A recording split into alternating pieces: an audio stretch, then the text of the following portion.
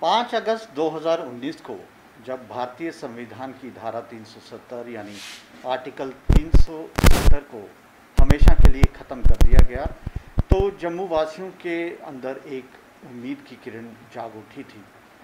लेकिन पिछले 2 वर्षों में ऐसे कई मुद्दे उठे जो विवादित भी थे और उन्होंने जम्मू वासियों की उम्मीदों को कुछ हद तक ठेस भी पहुंचाई है। इन्हीं मुद्दों में एक मुद्दा है J&K state land revenue act और उसका सेक्शन 133H, जिसके तहत महाजन, खत्री व सिख समुदाय के लोगों को एग्रीकल्चर लैंड खरीदने पर पाबंदी लगा दी गई है। आज इसी बारे में हम चर्चा करेंगे पैंथर्स पार्टी के चेयरमैन व पूर्व मंत्री श्री हर्षदेव सिंह जी के साथ।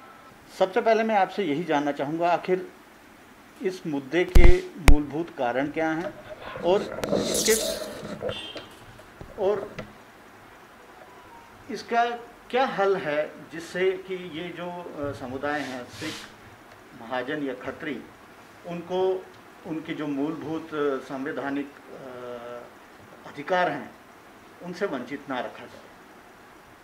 देखिए कुणाल, जब से ये सरकार आई है और जब से 370 भी हटा है, बड़े अजीब फैसले जो हैं वो लिए जा रहे हैं जम्मू कश्मीर के प्रति, और जिनका कोई भी, मुझे लगता है कि ऐसे फैसले भी हैं जिसमें लोग जो हैं वो समझ ही नहीं पा रहे हैं कि ये सरकार क्या करने के ऊपर तुली हुई है।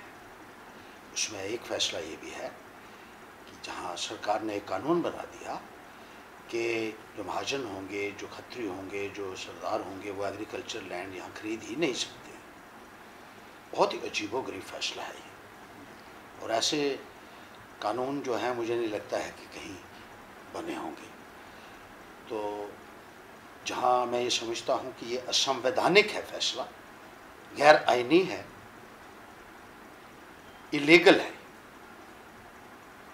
क्योंकि आप किसी को रोक नहीं सकते। वो अगर जगह लेना चाहता है, कुछ खरीदना चाहता है, तो उसके ऊपर पाबंदी आप जात और मज़हब के बिना पे कैसे लगा सकते हैं?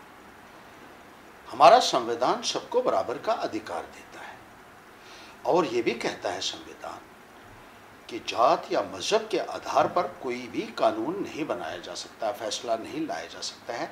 वो सिर्फ स्पेशल लॉज हैं, जैसे हिंदू लॉ या मुस्लिम लॉ या मैरिजेस हैं, जो उनको सॉल्मनाइज करने के लिए कुछ एक इश्यूज़ के ऊपर हमारे संविधान ने इजाज़त दी है। लेकिन ज़मीन खरीदने के लिए आप एक कानून बना देते हैं कि फ़लाने समुदाय से ताल्लुक़ रखने वाले लोग ज़मीन ही नहीं ले सकते, एग्रीकल्चर लैंड ही नहीं ले सकते हैं। तो ये अनकॉन्स्टिट्यूशनल है, पहली बात है।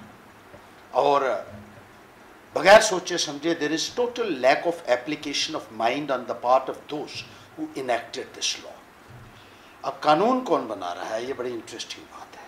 कानून बनाता है पार्लियामेंट बनाती है या असेंबली बनाती है। अब असेंबली तो यहाँ है नहीं, ये कानून असेंबली को बनाना था, असेंबली है नहीं।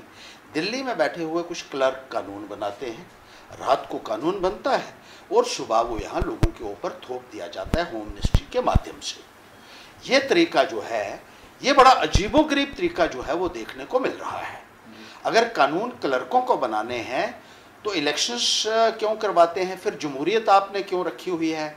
फिर हमारे संविधान का क्या औचित्य रह जाता है?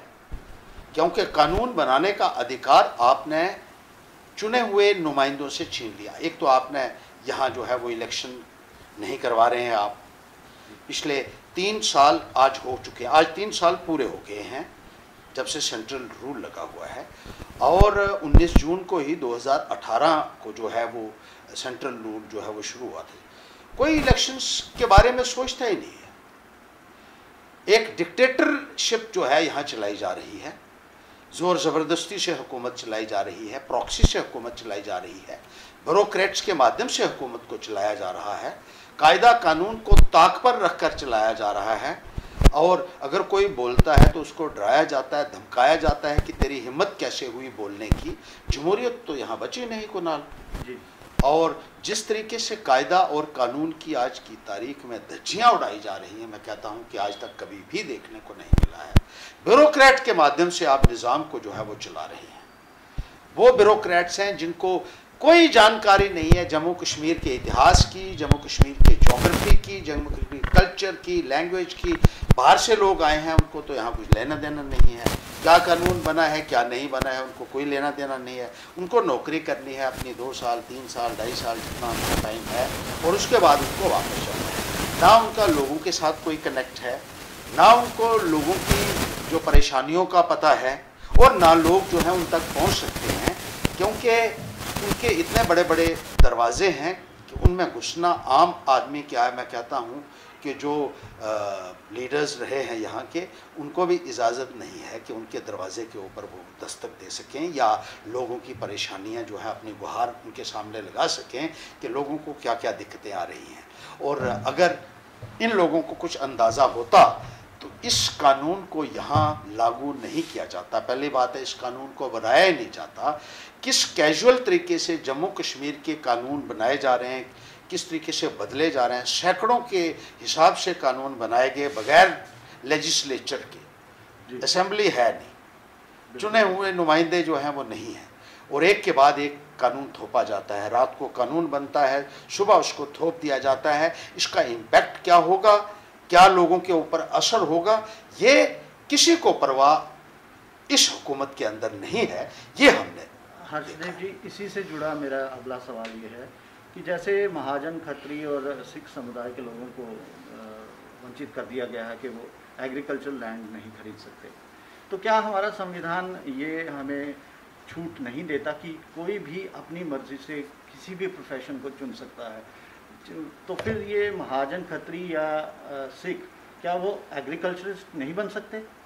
क्या हमारा कानून उन्हें इजाज़त? बिल्कुल आप ठीक कह रहे हैं। वही बात मैं भी कह रहा हूँ कि अपना प्रोफेशन चुनने का अधिकार हमें संविधान ने दिया है कि कोई भी काम जो आप करना चाहते हैं, अगर आप खेती बाड़ी करना चाहते हैं तो आप महाजनों को क्या कहेंगे कि आप खेती बाड़ी मत करो।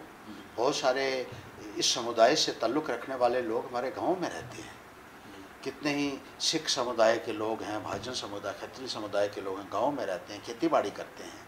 अगर वो अपनी ज़मीन बढ़ाना चाहें, ज़्यादा खेती करना चाहें, तो आप इजाज़त नहीं देंगे उसके लिए, या अपनी ज़मीन बेचना चाहें उसकी इजाज़त नहीं देना चाहते हैं आप। कैसा कानून आपने बनाया है जिसका ना सर है ना पैर है। मतलब एक बहुत बड़ी विसंगति है इस कानून के अंदर। बिल्कुल बहुत बड़ी विसंगति है, लीगल इन्फर्मिटी है इसमें। लेकिन हैरानगी की बात है कि कोई बोलने वाला नहीं है।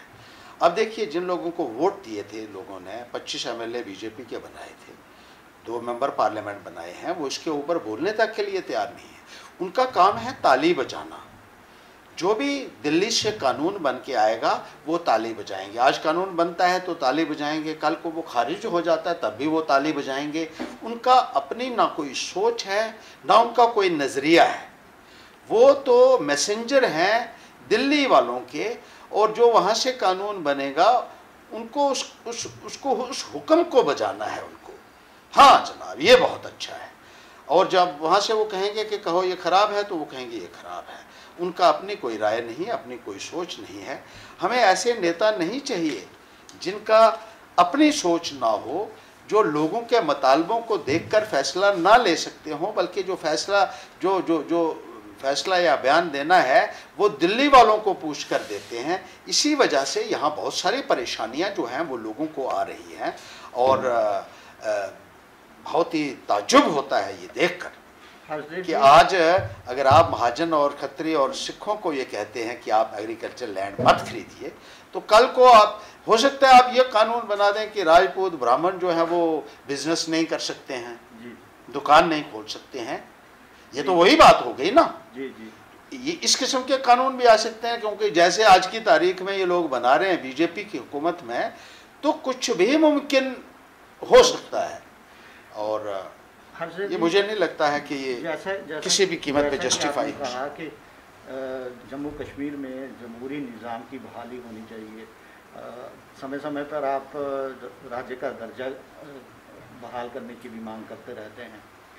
अभी कुछ दिन बाद यानी 24 जून को प्रधानमंत्री द्वारा एक सर्वदलीय बैठक बुलाई गई है दिल्ली में, जिसमें हो सकता है अभी तक किसी ने वो अपनी स्वीकृति नहीं दी है, बहुत सारे दलों को न्योता मिला है उनके लीडरों को। तो क्या लगता है कि ये एक पहल है जमहूरी निज़ाम की बहाली के लिए, या फिर इसमें से कुछ भी हासिल नहीं होगा? 3 साल पहले यहाँ सेंट्रल रोड लगा था। 3 सालों के बाद इनको ख्याल आया है कि हमें ऑल पार्टी मीटिंग एक कवायद करने का। हाँ जी, ये करनी पड़ेगी। वो एक कहावत है ना, बहुत देर से दर पे आंखें लगी थी, हजूर आते आते बहुत देर कर दी। 3 साल बाद आपको याद आया है कि आपको ऑल पार्टी मीटिंग करनी है ताकि जम्मू कश्मीर के हालात का जायज़ा ले सकें। और बुला किसको रहे यहाँ? उन लोगों को जो अलगाववादियों के समर्थक हैं। जम्मू को आपने इग्नोर किया है। इसमें जम्मू के राष्ट्रवादी लोग हैं, लोगों की बात करते हैं, डेवलपमेंट की बात करते हैं, बेहतरी की बात करते हैं, और वहाँ से जो लोग सेपरेटिस्ट एजेंडा को प्रमोट करने वाले हैं उनको आप तरजीह दे रहे हैं। आपने सबको बुला लिया वहाँ से, ठीक है, जो रिकग्नाइज्ड पॉलिटिकल पार्टीज मैं कहता हूँ उनको न्योता दीजिए, but you are calling every Tom Dick and Harry bloody who is Altaf Bukhari. उसकी पार्टी रिकग्नाइज ही नहीं है। कल जुमे वो एक पार्टी बनाता है, आज उसको इनविटेशन मिल जाता है। उसकी पार्टी जो है that has not been recognised by the Election Commission of India, उसको भी बुला दिया। People's Conference has not been recognised by the Election Commission of India, उनको मान्यता ही नहीं मिली है, उनको आपने बुला दिया। फिर जम्मू के जो दल हैं जो जम्मू की बात करते हैं उनको क्यों नहीं बुलाया? आप उनकी बात करते हैं जो ये कहते हैं कि हिंदुस्तान की सेनाएं यहाँ गलत कर रही हैं। जो पाकिस्तान की भाषा बोलते हैं उनको बुलाते हैं आप, जो हिंदुस्तान की बात कर रहे हैं, जो लोगों का दुख दर्द को बयान करना चाहते हैं उनको आप बुलाते नहीं हैं। ये कौन सी आपकी नीति है? ये समझ नहीं आता है। से साफ लगता है that the way you have picked up people for this meeting, this is unbelievable how this government is behaving.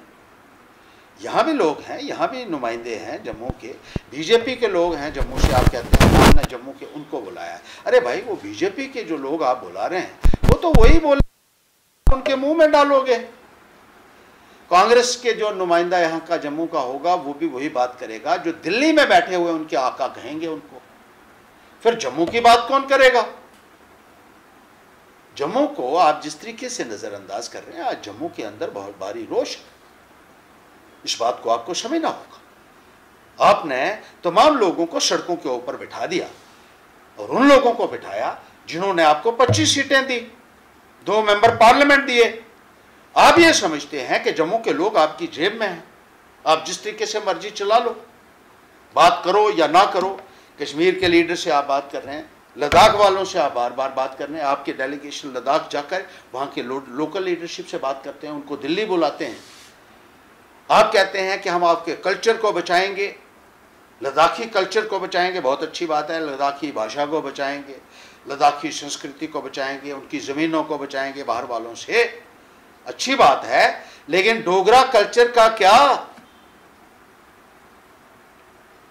डोगरों की कुर्बानियों की वजह से जम्मू कश्मीर रियासत बनी है, एक बहुत बड़ा इतिहास है हमारा। और बीजेपी को अगर जम्मू कश्मीर में मिला है तो यहीं से मिला है, और उनको ही आपने जिस तरीके से रुस्वा कर दिया है, हमारी सेल्फ रिस्पेक्ट के ऊपर आपने बार बार प्रहार किए हैं, बार बार जो है डेंट किया है यहाँ के लोगों के प्राइड को। मैं तो कहता हूं कि आज लोग भी जो है वो समझ भी रहे हैं, आने वाले वक्त में इनको जवाब भी देंगे भारतीय जनता पार्टी के लोगों को।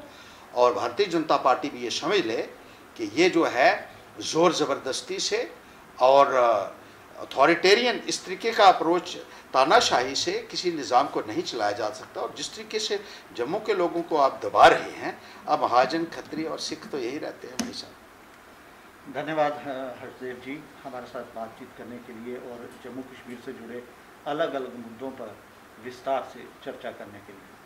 ये थे पूर्व मंत्री और पैंथर्स पार्टी के चेयरमैन हर्षदेव सिंह जी, जिन्होंने आज हमारे साथ लैंड एक्ट से लेकर आने वाली सर्वदलीय बैठक पर बातचीत की।